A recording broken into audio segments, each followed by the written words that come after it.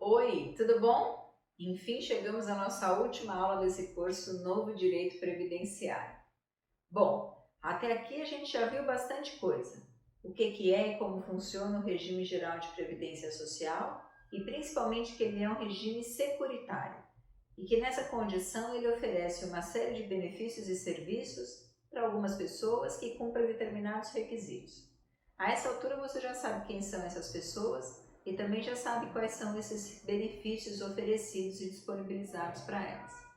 Logo na nossa primeira aula, quando eu tratei com vocês de segurados e das espécies dos segurados, eu comentei sobre a filiação e eu preciso reforçar isso aqui agora. Sempre que alguém exerce atividade profissional remunerada, essa pessoa é automaticamente filiada ao regime geral de previdência social. A gente já viu isso. A filiação é automática e obrigatória para todos os segurados que estão na classe dos obrigatórios. Para os segurados que estão na classe dos facultativos, ou seja, para quem não trabalha, mas que quer fazer parte desse seguro porque acha o seguro interessante, eu preciso me apresentar para o INSS. Essa pessoa precisa dizer que tem essa vontade. Então, nesse caso, em que não existe filiação obrigatória, a pessoa precisa fazer a sua inscrição, precisa preencher um cadastro, colocar seu nome, seu RG, seu CPF, informar seus dados. A partir do momento que eu digo, eu, com esses dados, quero fazer parte desse regime, mesmo não sendo uma trabalhadora, e que eu pago a primeira contribuição, também estou filiado. Isso a gente já conversou lá na primeira aula. Se você tem dúvida, volta lá ou deixa aqui embaixo que a gente vai tentar te ajudar. O que eu quero dizer agora para vocês é uma situação super comum de acontecer. Como eu disse, é filiado obrigatório aquele que exerce atividade profissional remunerada.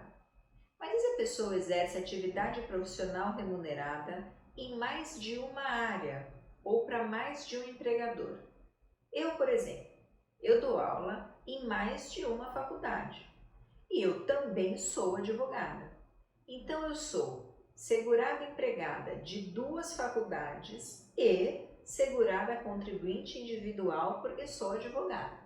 Eu tenho 3 vínculos com o INSS. Se eu sou filiada obrigatória, em tese, eu posso receber os benefícios, mas também tenho a obrigação de pagar, porque o filiado tem essa dupla mão, tanto paga, cumpre as obrigações de custeio, quanto recebe, tem o direito do benefício. Será que eu tenho que pagar INSS sobre tudo que eu recebo em todos esses trabalhos? Bom, como eu disse, isso é super comum de acontecer. E é uma dica que eu acho que você pode aplicar na prática em diversos casos. Seja alertando alguém que você conhece, seja resolvendo um problema de algum cliente que te procure com um caso mais ou menos assim. Para ilustrar, eu vou colocar um videozinho e vou te dizer como é que isso funciona. Acompanhe e volta aqui. Essa sou eu. Eu sou advogada e dou aula em uma faculdade. Aliás, em 2 faculdades. Se eu exerço atividade profissional remunerada, sou segurado obrigatório em relação a cada um desses empregos. Agora suponha que eu receba R$10.000 de salário em uma faculdade, 10 mil na outra também e R$10.000 de honorários. Como eu sou segurada do INSS, em relação a todos esses vínculos, em tese eu tenho que pagar a contribuição em relação a todos eles também. Não haveria problema nenhum nisso, não fosse pelo fato de existir um teto para as contribuições previdenciárias, que em 2020 é de R$ 6.101,06. Só que a minha remuneração é de 30 mil, maior do que o teto. Se eu recebesse 30 mil de uma única faculdade, não ia ter problema nenhum. Ela ia recolher até o teto e tudo bem. Mas quando eu recebo mais de uma fonte, uma não tem como saber quanto a outra pagou e se pagou. É por isso que eu corro o risco de uma faculdade pagar contribuição sobre o meu salário de 10 mil e a outra faculdade também pagar, o que pode representar para mim um prejuízo mensal de R$ 718,46 sem nenhuma vantagem. Para isso não acontecer, a gente precisa pedir uma declaração para um empregador em que ele afirma quanto paga de contribuição e a gente entrega nos outros. Agora, se já aconteceu e o desconto já foi feito, basta fazer um pedido de restituição de contribuição paga maior lá no site da Receita Federal. Simples e super vantajoso. Bom, agora você já viu o cuidado que você precisa ter quando você conhece alguém que trabalha em mais de um emprego. E também já sabe da possibilidade de você pedir de volta a contribuição que eventualmente essas pessoas pagaram a mais. Isso serve especialmente para quem é segurado obrigatório, como eu já disse. Se você precisa lembrar quem são os segurados obrigatórios, volta na nossa primeira aula. Aí você vai ver que lá tem os empregados. Eu também falei para vocês dos empregados domésticos, dos contribuintes individuais, dos avulsos, e ficou faltando uma figura em relação à qual eu já conversei um pouquinho ao longo das nossas aulas e disse que não à toa ia deixar um espaço especial para tratar deles. Existe uma quinta categoria de segurado obrigatório que a gente ainda não conversou, que são os segurados especiais. Bom, o nome já diz porque é que eu deixo um espaço especial para tratar dele. O assunto aqui demanda um pouquinho mais de tempo. Eu tenho que explicar algumas peculiaridades para vocês que servem só para quem é segurado especial. Por isso eu não tratei ele naquele bolo genérico que eu falei logo no começo do nosso curso. Afinal, quem são os segurados especiais? Para a gente entender isso, eu preciso dizer para você, antes de tudo, que o artigo 195 da Constituição entende que existe uma diferença real e concreta entre as pessoas que trabalham na área urbana e os trabalhadores rurais. Essa diferença é real, natural, decorre da própria atividade. E considerando que são realidades tão diferentes, a Constituição autoriza e inclusive determina que eles sejam figuras olhadas e tratadas de forma também diferente. O segurado especial nessa condição é então aquele que trabalha numa economia rural pequena. É quem exerce agropecuária, é o extrativista vegetal ou seringueiro, é quem trabalha com pesca artesanal, é o índio, que recentemente foi incluído aí no nosso rol graças a uma decisão judicial. Enfim, aqueles que trabalham numa atividade rural rudimentar, no sentido de ser uma pequena atividade com uma estrutura menor, podem ser considerados segurados especiais do INSS. O que eu preciso verificar no caso concreto para saber se essa pessoa é ou não segurado especial? Primeiro, se exerce esse tipo de atividade, se faz isso numa pequena propriedade rural ou num esquema rudimentar e artesanal. Também preciso ver se ela trabalha nessa maneira com uma organização de economia familiar ou então se trabalha individualmente. E mesmo que conte com a ajuda eventual de uma outra pessoa de fora da família, eu posso continuar enquadrando. Eu vou te dar um exemplo prático e real que a gente vê acontecer muito para você entender do que eu estou falando. Imagina um lugar onde existe esse costume ou essa presença mais forte de áreas rurais e de trabalho rural. Suponha que existe uma família, a mulher, o marido e 3 filhos. O marido planta mandioca. O filho mais velho ajuda o marido, o pai da família, a tratar a terra para fazer o plantio. O filho mais novo, enquanto isso, está em outro espaço, colhendo aquela mandioca. A mãe faz biju e faz farinha com aquela mandioca. A filha pega essa mercadoria, esse biju, e além de vender em algumas vendinhas na cidade ou no povoado mais próximo, também tem um caminhãozinho que fica na beira da estrada e que vende isso para quem quiser. Bom, é o típico caso da família, em que todos os componentes são segurados especiais. Percebe que eles fazem uma atividade agrícola que ela é de pequeno porte, numa pequena propriedade, numa pequena extensão de terra, em que a família toda mutuamente se ajuda e colabora para aquilo funcionar e para o resultado dar certo? Essa é a condição para eu enquadrar uma pessoa como segurado especial. Aí vem alguns detalhes. Se tem uma safra muito boa e eu preciso de uma ajuda de um vizinho para me ajudar na colheita ou para me ajudar a fazer a farinha, o biju, o que quer que seja, posso contar com uma ajuda externa? Pode. O auxílio eventual de terceiro não acaba com a figura, não descaracteriza a figura do segurado especial. Agora vamos supor que a filha tenha conseguido passar numa faculdade, vai estudar e para ficar mais perto da faculdade vai morar lá na área urbana. Arranjou um emprego numa loja do shopping, hoje ela trabalha como vendedora numa loja de shopping, totalmente urbana. O fato de uma pessoa da família estar trabalhando na área urbana prejudica a configuração dos outros familiares como segurados especiais? Não.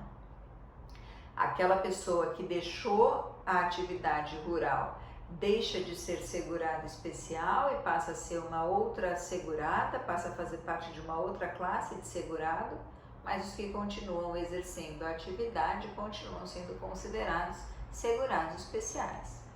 Ainda que aquele que exerce atividade urbana agora more com eles na mesma casa, mas que não faça nada em relação àquela atividade agropecuária, pesqueira, de venda artesanal ou o que quer que seja. Pois bem, o segurado especial é essa figura do pequeno trabalhador rural ou do trabalhador rural rudimentar ou que trabalha na área de pesca ou que é índio com artesanato de forma rudimentar e pequena. Eu não estou falando dos grandes latifúndios, eu não estou falando das grandes produções. Nessa atividade menor, menos estruturada, essa atividade que não é de um grande latifúndio, a gente tem quase que sempre uma variação de rendimento da família.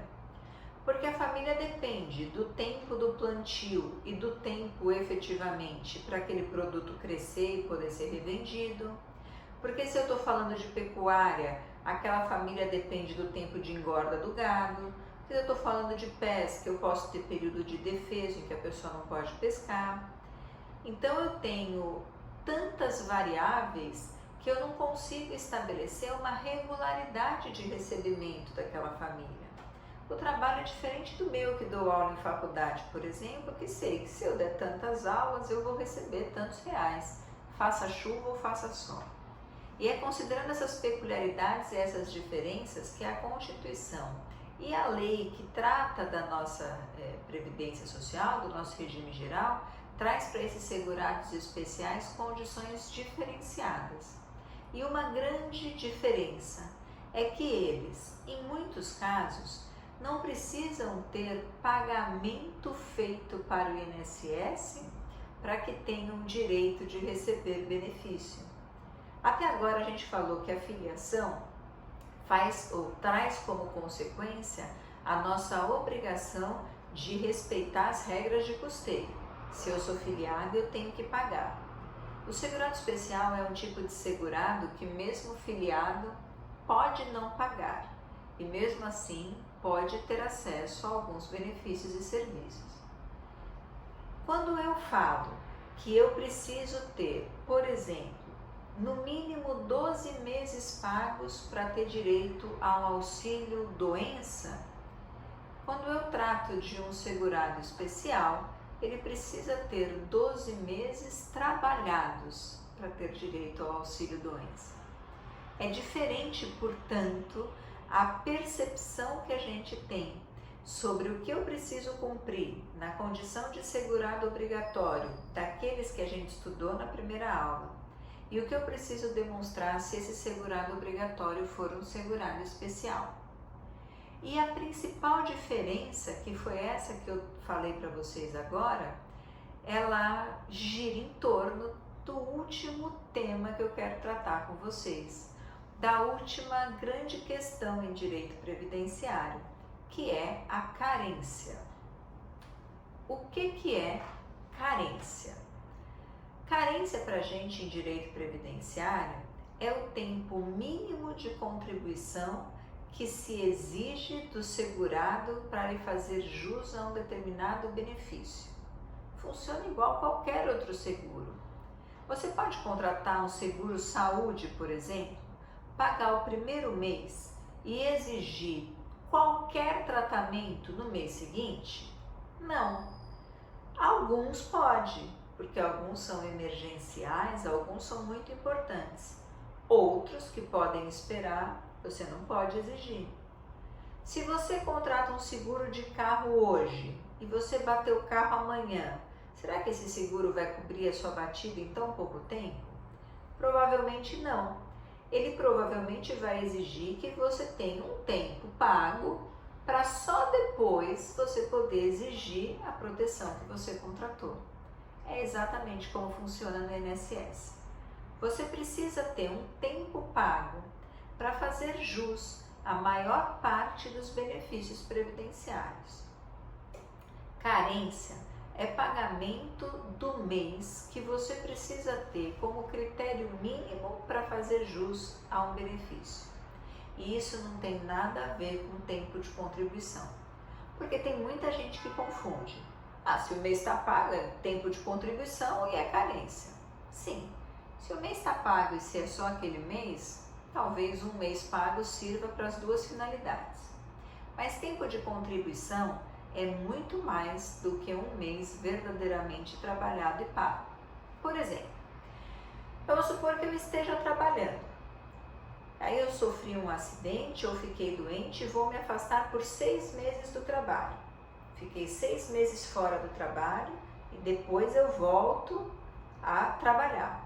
Esse tempo que eu fiquei afastada é tempo de contribuição, mas eu não fiz verdadeiramente um pagamento. Então não guarda que tempo de contribuição é o tempo que eu tenho anotado em carnê. Vamos supor que eu trabalhei numa atividade especial, lá da aposentadoria especial que a gente já conversou também na nossa aula passada.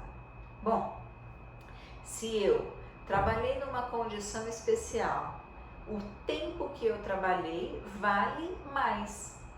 Para os homens, o tempo vale 40% mais. Para as mulheres, 20% mais, se eu estiver falando de uma aposentadoria especial de 25 anos, que é a mais comum. Isso significa que a cada 10 anos trabalhado por um homem que trabalha numa condição especial, ele ganha 4 anos a mais. Ele trabalhou e pagou 10, mas o tempo de contribuição dele foi 14. Esse tempo extra serve como carência? Não. Quanto é que ele tem de carência? 10. E de tempo de contribuição? 14.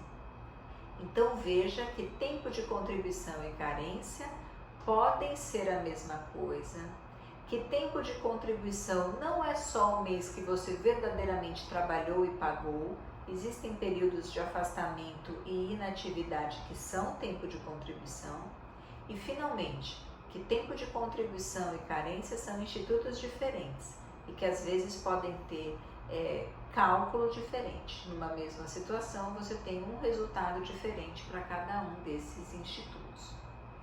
O que você precisa saber e ter guardado na sua cabeça? Quanto mais evitável e programável for o benefício, maior a chance de se exigir para ele tempo de contribuição. Por exemplo, se eu vou me aposentar e se eu sei que eu vou fazer isso quando eu tiver mais idade, quando eu tiver um tempo bom pago para o INSS, a minha carência é maior. Quanto mais urgente, emergencial e acidental for o benefício, maior a chance dele não exigir carência. Ou seja, se eu preciso me aposentar por invalidez, porque eu sofri um acidente gravíssimo no meu trabalho e foi o meu primeiro dia de emprego, não deu tempo nem de eu receber o meu primeiro salário, eu fui filiada ao INSS, mas sequer paguei a primeira contribuição eu posso me aposentar por invalidez decorrente desse acidente neste primeiro dia de trabalho, sem carência, porque esse caso é um caso grave, emergencial, acidental, que eu não podia prever ou me precaver. Basta você saber isso? É bom que você tenha essa ideia, porque quando você escuta o seu cliente contar uma história, você consegue mais ou menos se situar e imaginar onde tem carência e onde não tem. Mas para a gente estudar um pouquinho mais a fundo, eu vou colocar para vocês um quadro em que diz cada um dos benefícios e qual é o tempo de carência que é exigido para cada um deles. Se você precisar, dá pausa e anota esses dados. Dá uma olhada.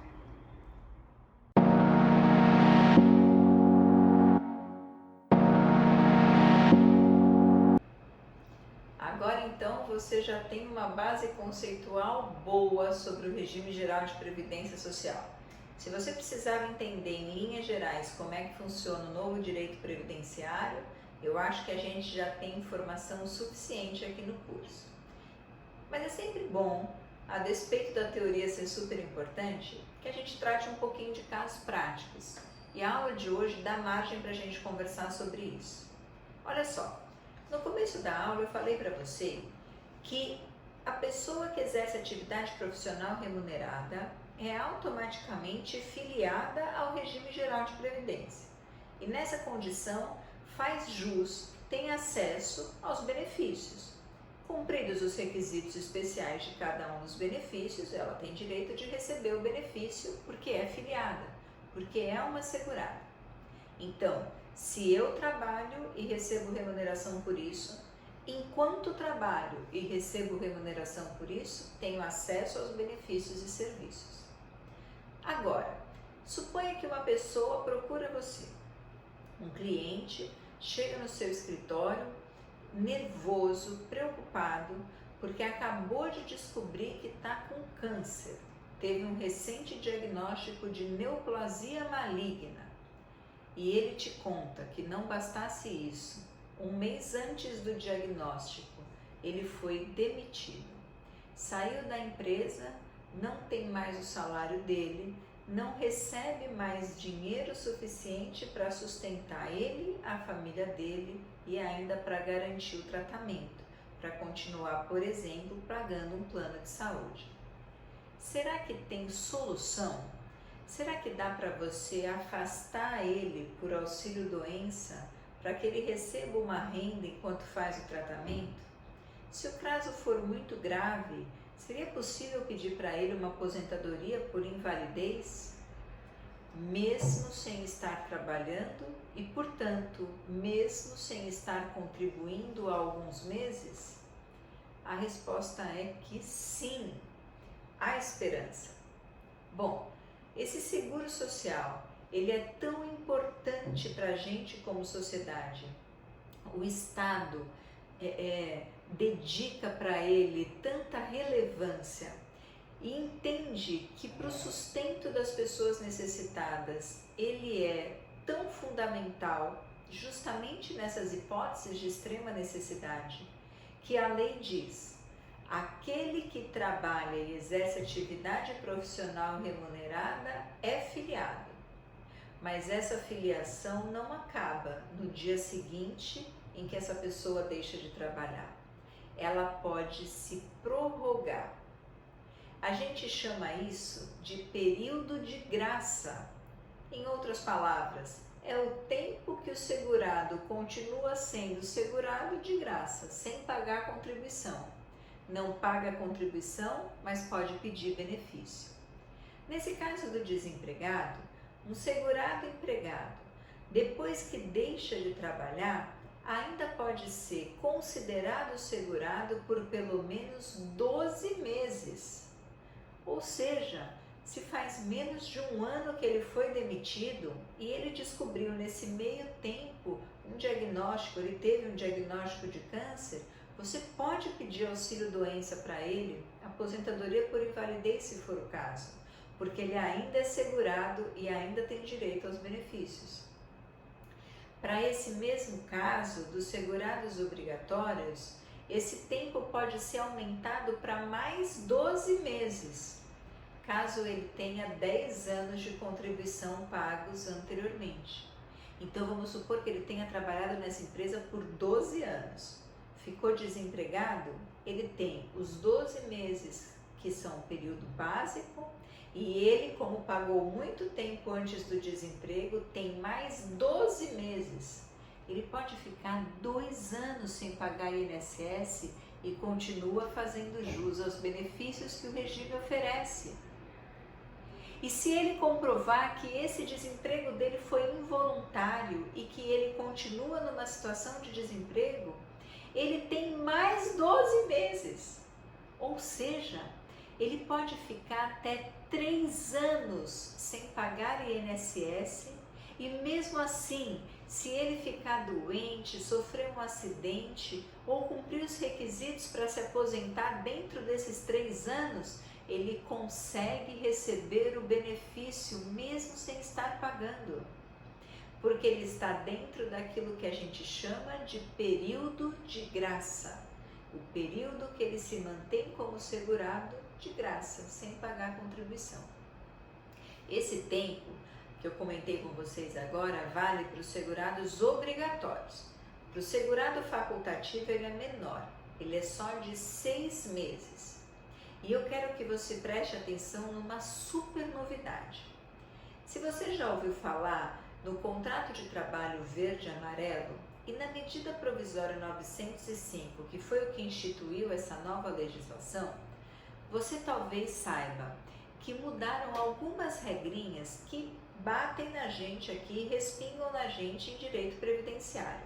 Não é só a regra trabalhista que tem lá não. Uma delas é a seguinte: a pessoa que foi demitida e que recebe seguro-desemprego vai ter esse seguro-desemprego, esse tempo de recebimento de seguro-desemprego considerado como se estivesse trabalhando.